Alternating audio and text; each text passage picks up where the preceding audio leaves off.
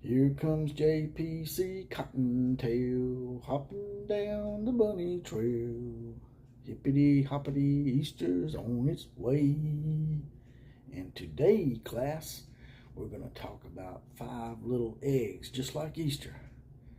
5 little eggs in honor of Easter. 5 coaches that have yet to hatch, just like those little chicks in the egg, have yet to hatch and claim their first national championship. Who are those 5 coaches that could be the top 5 coaches that have yet to win a national championship? Let's talk about it.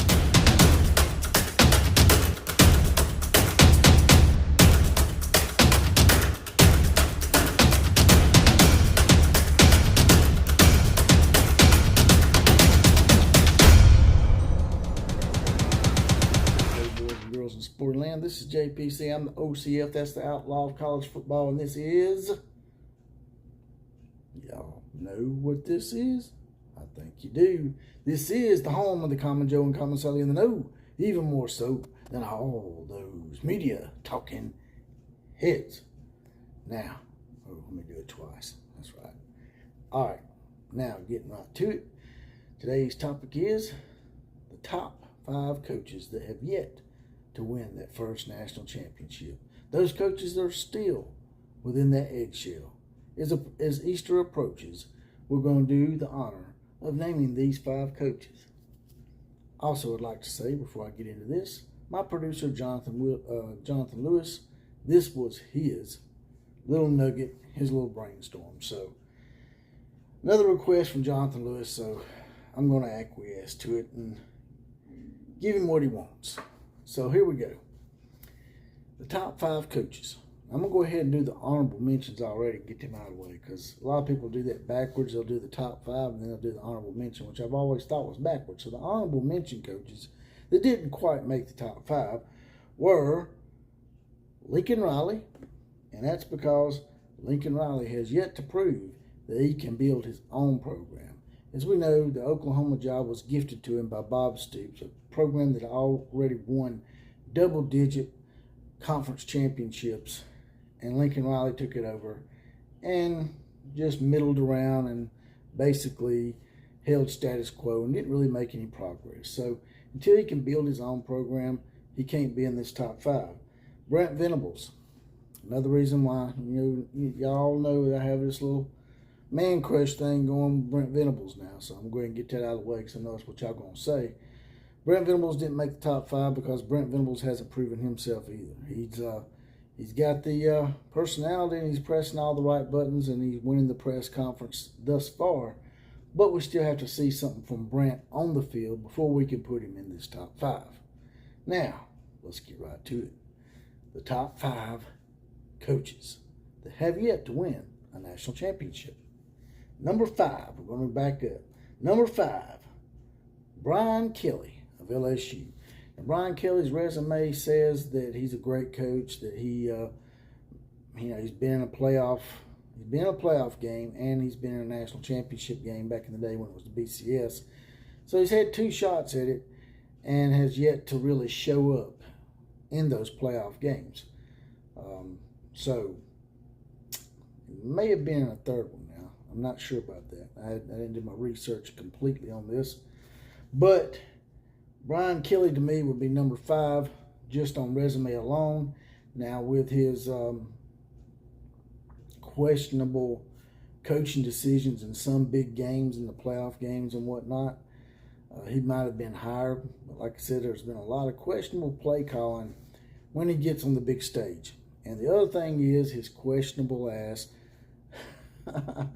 recruiting practices these days. He's out there bumping and grinding, doing his best little John out there with his recruits. So until I can see him come down here in the South where it's hardcore as far as recruiting and making some great coaching decisions and on the bigger platforms, the bigger games, I can't really move Brian up this list just yet. Also, Brian, get some dance lessons, brother. Number 4, Jim Harbaugh. That's right. Mr. Ass Clown Satellite Camp. When satellite camps went by the wayside, they were pretty cute at first. We thought they were cutting edge. You know, Paul Feinbaum, how he likes to ride. The flavor of the month, well, that flavor of the month is sort of went down the drain. But since Jim Harbaugh actually beat Ohio State and made the playoffs, now there's talk of maybe he'll bring back those Ass Clown satellite camps. Where will he have the next one? Who knows? Maybe he'll have it in Thailand, where you can get him a freak nasty. Or maybe he'll go and have one in Dubai. Maybe he'll find, I don't know, maybe he'll go and get him one of those soccer-style kickers in Argentina or Botswana or Bolivia or wherever. But until Jim can get his weirdness in check, he also cannot move up his list. He did beat Ohio State and he did make the playoffs, but there's been a lot of coaches that have done that. There's been a lot of coaches that have won one game against Ohio State. There's been a lot of coaches that have made one playoff appearance. So until he gets a little more consistent and a little less weird, just like Brian Kelly, Jim is going to be in the bottom half of this top five. But he is in the top five, so that should say something. That should bode well for the Michigan Wolverine fans out there and give them a little bit of a glimmer of a hope. Now, moving on up the list here. Number 3 is a dark horse. It's a candidate that not many people have probably thought about. A guy that I've been real high on ever since he pretty much handed us our ass in the Sugar Bowl. And that's Kyle Whittingham of Utah. Jonathan Lewis also likes this guy, my producer. So, yeah, Kyle Whittingham has done wonders at Utah.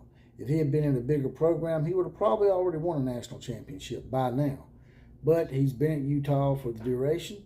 He took over for Urban Meyer after Urban Meyer left sort of a mess there with NCAA sanctions.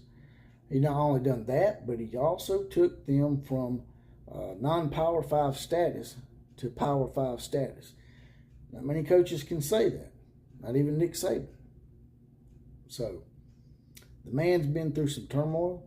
He's been able to transition with different levels of competition. He knows how to compete. He knows how to step up. So to me, this guy is cutting edge. I think that if he ever steps outside the box and leaves Utah and goes somewhere else, a bigger name program, he may be able to win that first national championship. That's not to say he can't do it at Utah, because Utah does have that Willy Wonka golden ticket now. They are in the Power 5, as they've been in the Pac-12 for quite some time now, and have even won the Pac-12. So they may be on the cusp. He may not have to leave Utah to do it. And I'd like to see that happen for Utah. Utah's got some pretty cool fans. Now, moving on up the list a little bit more. Number 2, Chip Kelly of UCLA. Now, I know Chip Kelly hasn't been tearing it up at UCLA, but I'm basing this on the fact of what he done at Oregon while he was there. He had Oregon on the cusp a few times of maybe winning a national championship. He probably should have beat Auburn in that game without that lucky-ass play where the running back, they thought he was down and ended up letting him go, and he run for what ended up being the winning points in that game. Chip Kelly has an innovative offense. Problem with Chip Kelly is sort of the same problem with Lincoln Riley, who's sitting outside the top 5 right now. And that is, he hasn't really proven to me that he can coach up a defense, or that he can bring in the necessary people to coach up a defense. UCLA's defenses look slightly better, but mainly they've been outscoring people. Now, it was pretty funny that they laid 62 points on USC. And whether Lincoln Riley can correct giving up 62 points to not your cross-state, but your cross-town rival, we shall see. But Chip Kelly is a very innovative guy.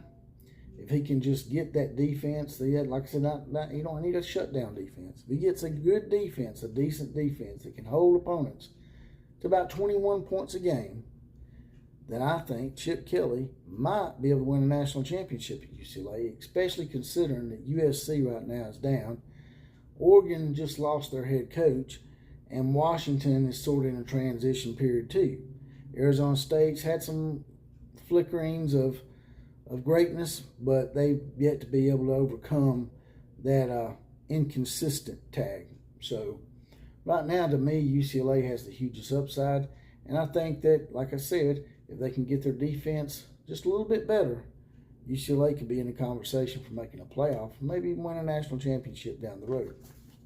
Number one, this is a no-brainer to me, Ryan Day of Ohio State. He took over for Urban Meyer, a guy who won a national championship, followed a hard act, but he's kept Ohio State in the conversation as national championship contenders, and that's hard to do. A lot harder than people realize. When you follow someone, I mean, I wouldn't call Urban Meyer a legend, but when you follow someone that has consistently won national championships and been in the conversation for national championships, sometimes that's a hard act to follow, and it engulfs you. With Ryan Day, that has never happened. Not once has he seemed to me that he was the deer in the headlights.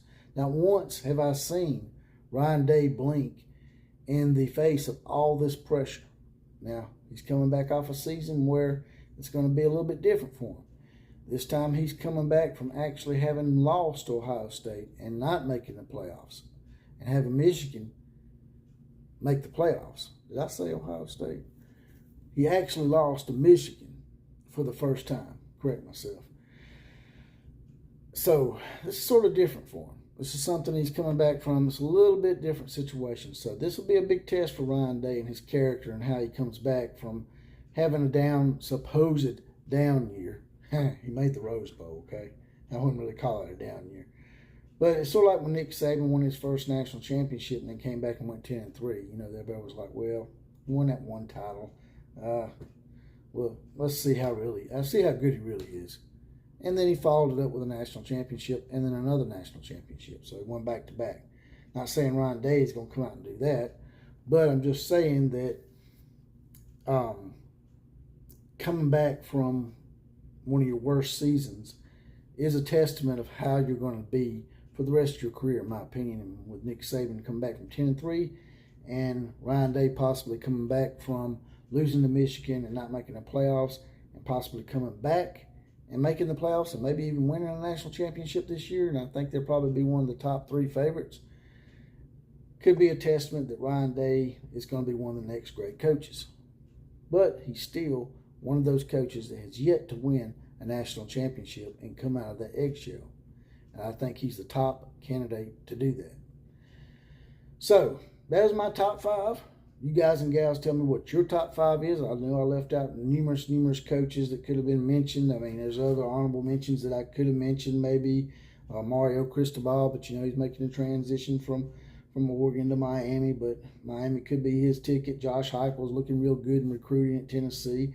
Kirk Ferentz has been at Iowa for ages, had teams here and there, but the thing with Kirk is that he's been there so long and he's had so many inconsistencies that I couldn't consider him. Chris Kleiman won numerous national championships at North Dakota State, but has yet to show that kind of prowess at Kansas State. And like I said, that's my top 5. You give me your top 5. Drop it in the comment section. Like, share, comment, and subscribe to this channel. And as always, KMCA to all the other teams.